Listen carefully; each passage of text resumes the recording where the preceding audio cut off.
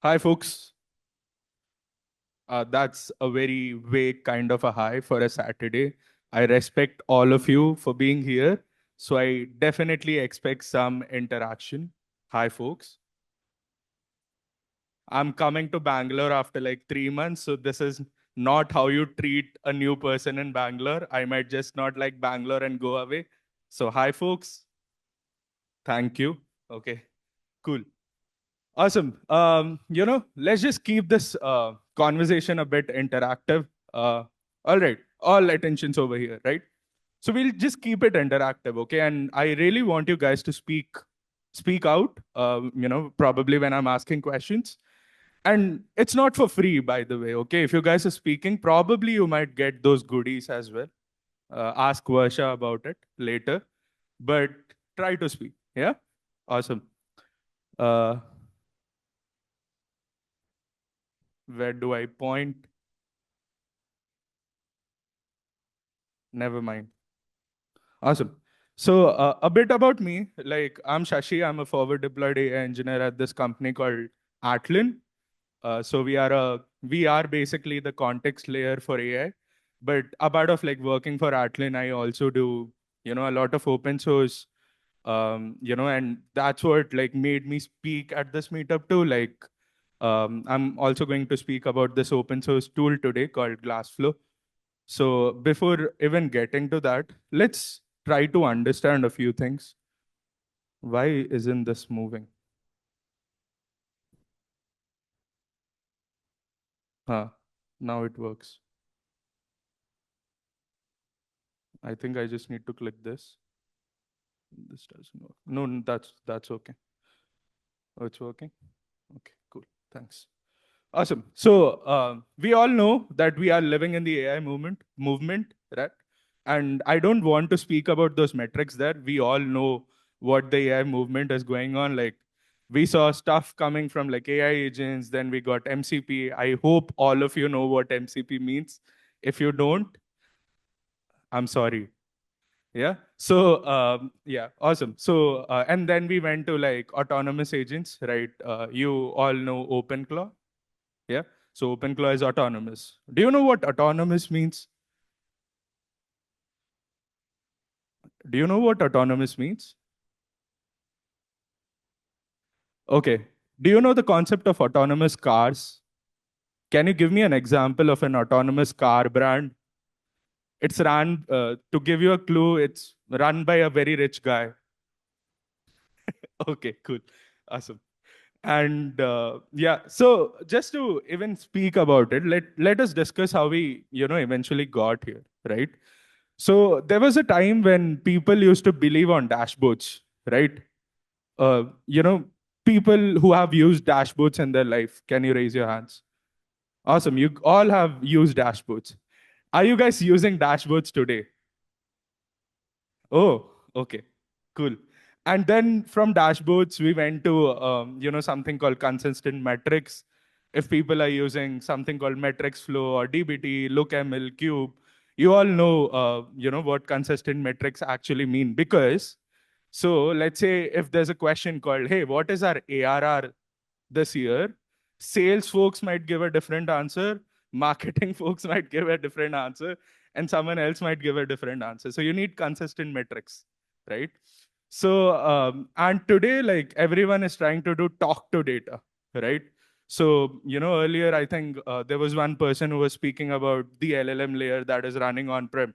In the end, what are they doing? They're talking to the traces, right? Yes, no? Are you guys following? Yeah, awesome. And then, we got talk to data agents. People are probably using Snowflake Cortex, DBX Genie. There's something from ClickHouse called ClickHouse Agent House. And then we like now today have autonomous agents, you know? So that's how we've been rolling out. By the way, ClickHouse users, can you raise your hand? Okay, cool. It can be open source ClickHouse, it can be closed source, it can be alternity as well. Any ClickHouse, yeah? So, yeah. And anyone in the crowd who's doing talk to data today? 1%, two, three, four, five, six, seven. Okay, cool. You guys are doing talk to data. And just shout it out. Like, what are you doing talk to data on? Awesome. We're going to come there. So our friend said that they're building a semantic layer. Anyone else? What are you building your talk to data on? Structured data, unstructured data, unstructured data. Okay, cool. We'll get there. So if people are building their talk to data using something called NL to SQL, which is natural language to SQL, you all know that there's a accuracy problem. And what is the accuracy problem? So there's this thing that AI agents do today a lot. What is it? It starts with the letter H, hallucination, right? So there's a lot of schema hallucination that you see. So let's say you ask, show me revenue by the city, and the LLM generates a SQL using a table called sales data that doesn't even exist. Crazy, right? So, and then there's a business context gap. So there's a difference between context and there's a difference between data, right? What is context? Does anyone know what is context? I'm not asking for definitions. You can be as vague as possible as well. Something that surrounds the data, probably something about the data that you're talking about. Yeah, that can be context, right? So there's a business context graph, right? When you say revenue, what does revenue actually mean? Marketing says revenue is this, sales says revenue is this. I probably being a founder probably might say revenue is something different for me, right? So there's a context gap. There's no definition of a context, right? And then there's agent washing. Like today, everywhere you go, you see a company that is trying to be the context company, right? Everyone, like literally all the startups today I'm seeing. Every week on LinkedIn, I see at least one company coming and saying that, hey, we have all the context, right? So coming to the answer is semantic layers. Do you know what is a semantic layer? Are you guys using semantic layers for your talk to data? Awesome. So there are like 3-4 people who are using semantic layers. But just to let you know, a semantic layer is nothing but it can be a YAML, it can be a markdown file or whatever that actually speaks about the data. Like if you have a schema, if you have a database, if you have a table, it speaks about that, and it also provides the business context about that data so that your NL to SQL can work better. Make sense? Following till here? So we've been just talking about context problem till here, right? Yes, no? Awesome. And today we have multiple solutions solving this, right? There's DBT solving this. I work at this company called Atlin. We are a context layer company, and we also solve for semantic layers a lot, or probably completely. So you can check that later, right? So AI needs two things to work well. One is context.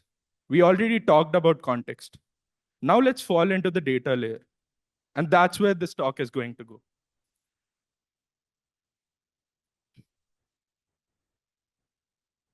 How many of you are using Kafka in this room? Very good. Cool. So there was a friend that asked about duplicates. Because all of you guys are using Kafka, I do you or do you not? When do duplicates happen in Kafka? Is duplicate a bug in Kafka? It's not a bug, right? It's how distributed systems are. Correct? So duplicates happen at various, different scenarios, right? It can be producer retries or like your consumer rebalances. Network failures occur, you don't get that producer acknowledgement due to a network failure. There are multiple scenarios where all of that happens, right? Or probably a consumer is restarting and etc. And due to these duplicates, what actually happens? So for example, let's say I have some AI sitting on ClickHouse and Kafka is loading data to it, and probably let's say we have restaurants pushing their events data into Kafka, and then that lands to ClickHouse. What happens there? So even if I've ordered one biryani, it probably would show as if I've ordered 4 biryanis, and my mom is going to scold me for that, right? That's what duplicates. I think the okay, cool. So duplicates happen, right? Yeah. The join problem. Everyone wants to do joins on their Kafka streams, right? If you guys have topics, you probably want to do joins on those streams, right? And when you're doing joins, there's a problem of late arrivals, right? Do you know what late arrivals mean in Kafka? So there's a time when the data is produced and the time when the data actually reaches, right? The time gap is basically the late arrival, right? So I don't want to get into the depth of Kafka now, but you can find me anywhere here. I used to work at Confluent before, so you can ask me any questions related to Kafka and I'll be helpful. But yeah, anyone in the crowd who is already using stuff like Flink, Kafka streams, uh, yeah. So if people are using Flink, Kafka streams, you guys know that probably there's a lot of overhead that goes into developing these. It's not like a one-day thing. You need to come up with an architecture, you need to come up with a code, etc., right? But we'll get to the point where it gets simpler, right? You don't need to know Flink to solve this. The join problem or the dedupe problem or the problems that usually occur in stream pipelines, real-time pipelines. And then there's one more problem. It's called schema drifts. If people are from the data layer here, you already probably know what schema drifts are, right? Schema changes. Does schema come and tell you, hey, I'm changing today? No, right? Schema changes by itself. And you need to cater for schema, right? You need to cater for the schema drifts.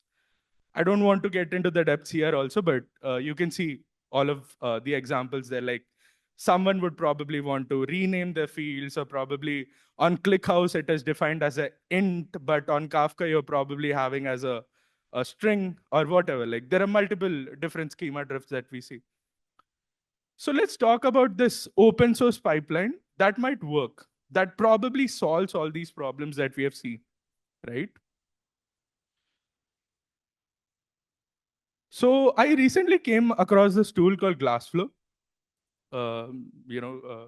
Armand is the founder. Basically, I can help you guys connect with him, and I'm just trying to present, for them.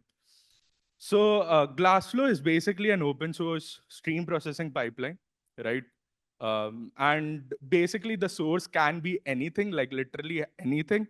It doesn't need to be Kafka. It can be OTIL. It can be, probably your webhook. All the events coming from webhook. It can be Postgres. There are a lot of integrations that, as a source, GlassFlow provides. And basically, it's purpose built for ClickHouse, right? So wherever you have the sync as ClickHouse, it helps you solve all these problems that you saw in just like 1-2 clicks, right? So we'll get there. But just to show you, these are all the integrations that uh, GlassFlow provides. So there are open source ones, there are like enterprise ones. You can find like all of them here, right? There are a lot of sources that GlassFlow provides. And yeah, but probably like if you guys are using ClickHouse, you guys might have a question saying, why do we even need this GlassFlow layer in between? And why not just go ahead and do these dedupe, joins, whatever on ClickHouse, right? Do you know why you shouldn't probably? Storage costs. ClickHouse is a very fast OLAP database. But is it like, can it do crazy amount of joins? Right? Is it made for joins? That's my question. Yes, to an extent it can. But it's an OLAP database. It's designed for that. Right? But we can talk about it. Right? And then dedupe is also heavy. Right? You have all those storage costs coming into ClickHouse. There's some pressure on ClickHouse that you need to solve it. Right? Uh, but let's say, and there's something called the replacing merge tree as well, table engine basically, that helps you solve it, right? There's RMT. But the problem with RMT is RMT runs in the background. So it runs after the data has landed on ClickHouse. But if you really want real time, then you still have duplicates, right? You need to probably run after all of those duplicates are cleared. And people who already know ClickHouse, you might just say that, hey, why not use the final query in ClickHouse to solve this problem? Again, final also comes with a cost. Everything in the distributed system comes with a cost, right? If you're bringing this, then you're probably losing something else, right? And storage and compute is something that we talked about. And what usually happens because of all of this is, you get wrong answers, they're higher costs, and you eventually end up getting inconsistent answers, right? Now, yeah. So coming to the architecture, it's all built on Kubernetes, by the way. And earlier they were using NATs. Anyone using NATs here? Awesome. They were using NATs before. They still use NATs, but someone just came in and asked them saying, "Hey, we have a time window challenge wherein we want to do like joins on a very greater time window," and then they introduce something called Badger DB, right? That solves for this, right? Badger DB is something that can run hybrid. It can run on storage plus the RAM, right? So if you have like higher time windows, it would go to Badger DB. If not, like it's hybrid. Basically, it can run on RAM as well. So let me show you a quick demo. Just let me know if you can like hear it. I'll show you a demo of a customer 360 pipeline and how you can solve this using Kafka, GlassFlow, and ClickHouse.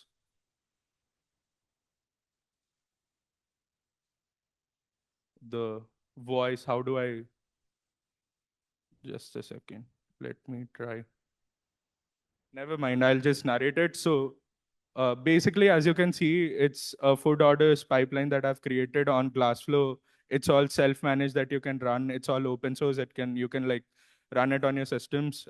They don't, and this is just to show you. I'm just running this on ClickHouse Play and GlassFlow just to show you how duplicates affect your customer 360 problems. And I've also created an AI co-pilot on this data so that you can run your AI natural language queries on it.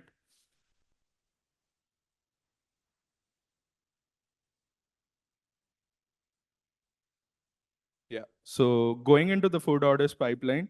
So this is a deduplication pipeline. You can also set up joins. There are filters that you can create. There are stateless transformations that you can do, right? And these are, this is basically a Kafka topic that I created, where I'm dropping all of these food related data. And as I just go ahead into it, you'll see that I've already deduplicated it. So there are like 153 events that came in, but now you only see 97 on ClickHouse because it's deduplicated. And let me show you how this exists today.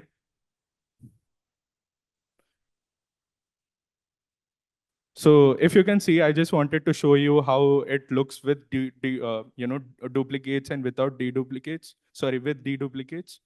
So the number of orders is 150, but the actual orders is actually 97.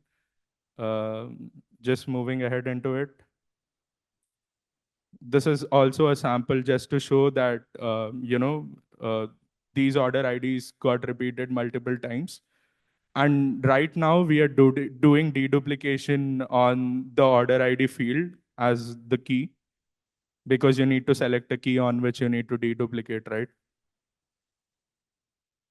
So as you can see, what happens here is, this is just an example where if there were duplicates, it looks like the restaurant Dim Sum Delight has the most number of orders.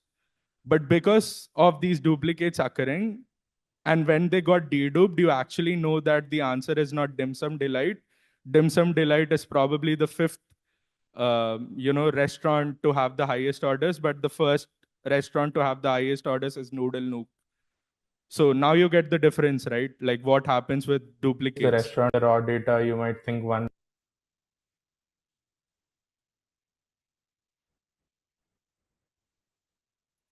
So this is just a web app, like I've locally ran it, but companies use their own AI agents. There's something called ClickHouse Agent House also that you can use, which uses an MCP on ClickHouse.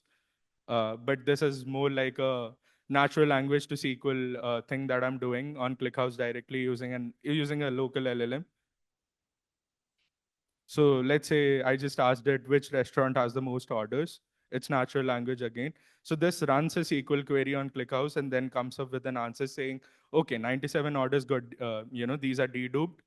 And it gives you a, analysis saying, okay, the deduplicate data reveals that Noodle Nook restaurant and the pizza place are tied for the most orders. But if there were duplicates, you'll probably see a different name. And just not that, like you can ask about top restaurants, what are the popular items, there, who's the top spender, which is the top city, uh, all of that. And with AI, you can also like give what are the patterns that you're seeing. Basically, it says the item turnip cake appears in the raw data set, but is not there in the dedupe data set, indicating some misreporting, right, on the demand. So that was about my session, but we can connect offline with regards to any questions that you have. But I'm happy to take any questions that you have now.